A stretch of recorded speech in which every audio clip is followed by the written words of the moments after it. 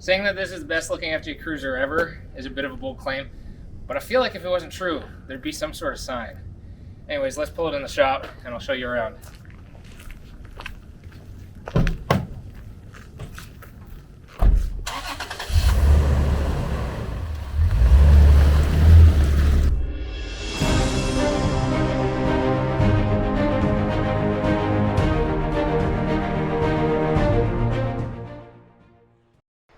Okay, so we have a lot to go through, and I'm going to try to make the video concise, and I'm going to try to remember all the parts that are on this. So we're going to start with the top and work our way down. Once we get to about suspension height, we'll get it up on a hoist, pull off the wheels and tires, and show you everything underneath.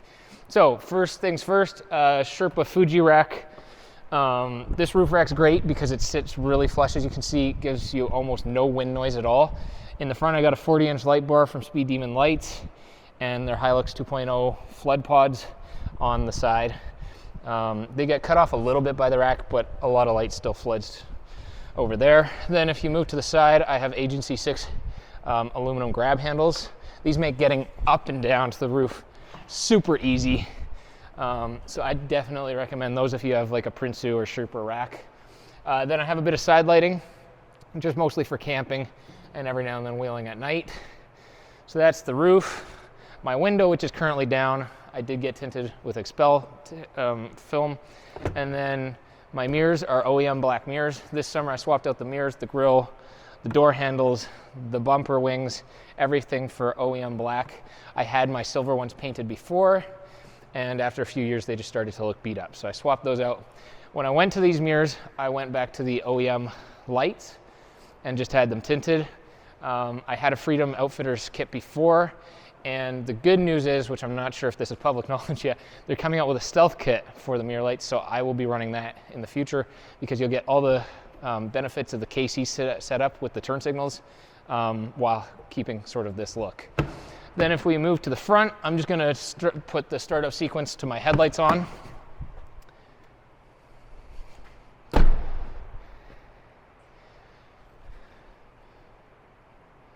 And then those are the bi-LED projectors. As you can probably tell, these are way brighter than the factory halogen headlights. So not only do they look cooler, but they also perform much better. This is a custom setup I had them do for me, but they have similar ones available on their website.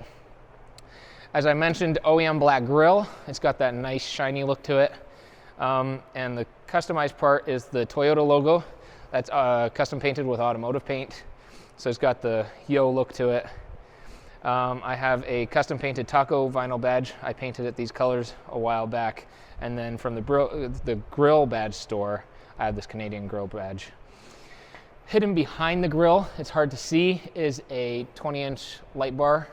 It's just back behind there. And then as we move down, I've got a bumper that's not available anymore. It's one of the better looking FJ bumpers, so it's unfortunate. But I'm glad that I have one. Mounted in the bumper, I have a set of street legal fog lights, also from Speed Demon Lights. All my off-road lighting is from them. And then their Hilux 2.0 heated pods as well. Inside the bumper, I have a Smitty built winch that honestly I've only ever used once. Everybody was constantly like, you need a winch, you need a winch, you need a winch. But I tend to use kinetic ropes for recovery because it's usually just faster. However, if I do need to use the winch, I have the Agency 6 Fairlead and winch hook setup. It's a closed system, probably one of the safest you can get, and it just looks good. I used to have red, but I went to black for more of that kind of stealth look. And then we'll move along to the back.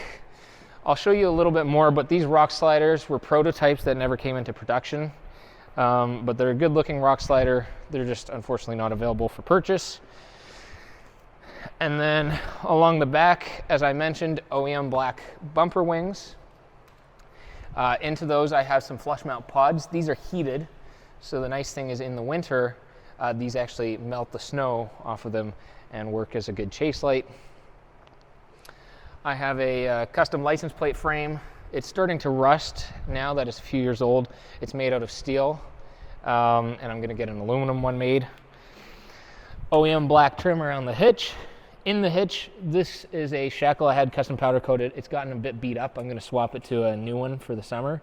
But this hitch mount is aluminum, and it's from Agency 6 as well. And if we move up just a little bit, you can't see it, but behind my wheel and tire is a custom relocation bracket. It basically moves the spare tire 1 inch out and 1 inch up. So even with a full-size 35-inch spare, it fully clears the bumper and sits still fairly close to the body, because some of them just push it out too far for my liking. And then I got rid of the factory camera holder on the back because it was this big metal thing that stuck out and was kind of ugly. So I have my backup camera custom mounted into the hubcap. It gives me a really nice view of what's behind me while just looking much cleaner than the factory setup did. There's a couple of little more things, like I've tinted my rear brake light. I have a new one coming that I'm excited about from Freedom Outfitters once again. So that'll be going on the FJ shortly. And then one thing I should really show you are the tail lights, once again from Freedom Outfitters. They are full LED. They give a really updated look to the FJ, and when they're off, they kind of have a smoked out look. So these are one of my favorite aesthetic mods because the lights on FJs kind of date them, but once you swap them out, it basically looks like a new vehicle. Before we get it up on the hoist, I just wanted to actually show you the taillights turning on. They have a really cool startup sequence that wraps the whole way around.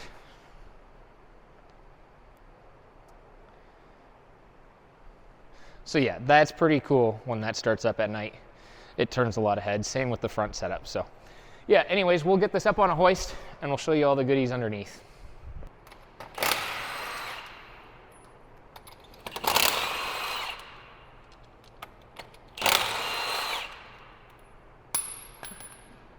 I knew that was gonna happen. Before we go into suspension and armor, I just want to show you my wheels and tires.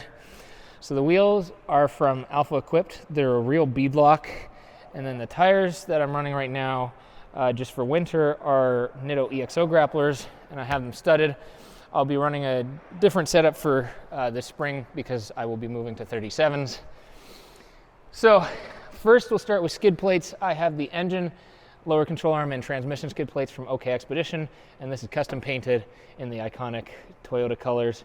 As you can see, I have used this skid plate properly, and it's taken quite a few hard hits.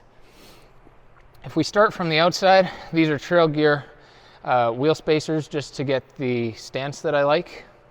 Then attached to that is a 5th Gen 4Runner brake upgrade, calipers and rotors.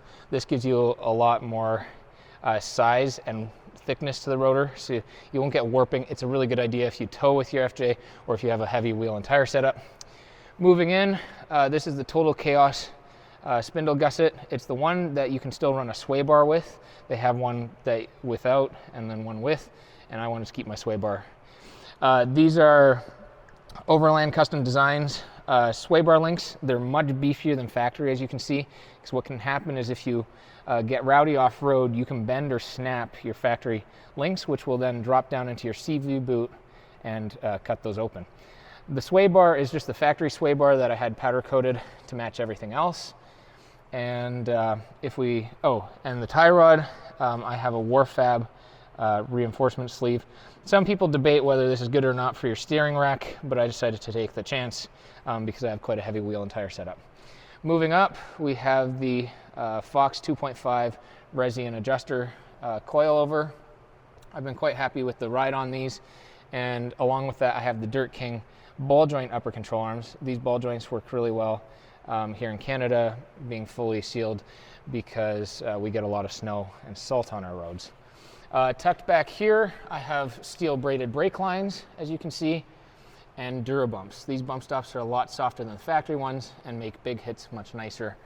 I also have the rad rubber engine splash guards. These are much thicker and stronger than the factory ones, so especially if you're in a lot of water, I would recommend these. And then the last thing I have up here is a body mount relocation from Big Country Customs here in Canada. Also, I just want to point out that Jared cut my flares here for 35-inch tire clearance, but these are factory Toyota flares. We'll move to the back in just a second. So before we go to the back, I realized I forgot to mention a couple things. I've actually had the FJ repainted with a much higher quality 3-stage paint than the original Toyota paint. Most of it's covered in paint protection film.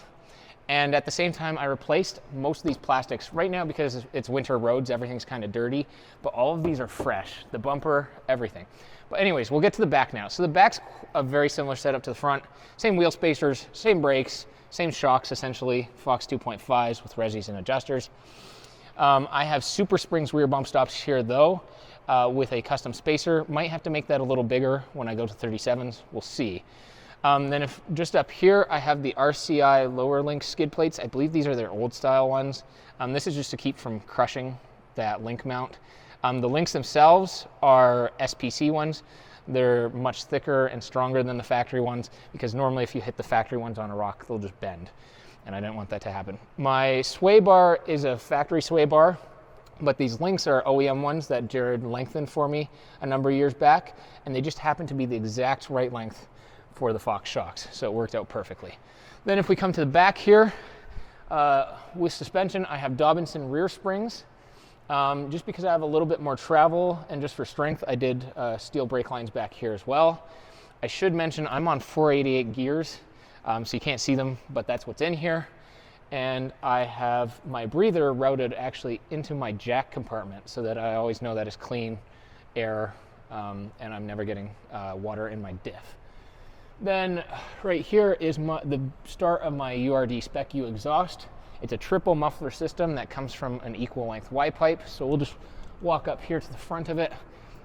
The Y pipe gets you more clearance, and the equal length gives a sound that is not like anything else I've really heard on these trucks. It's more of a European tone than the normal raspiness you get from a 4-liter. So anyways, this is the one skid plate you didn't see yet. I didn't paint that because it tends to get beat up quite often. So that's the build, and I think I remembered everything. I hope I remembered everything. I just want to end this video by giving a big thanks to my friends here at Venture Motorworks, Sean and Vic for letting me use their space, and Jared for filming and helping with the hoist. Stay tuned for the next video. It's going to be the interior walk around, so I'll see you then.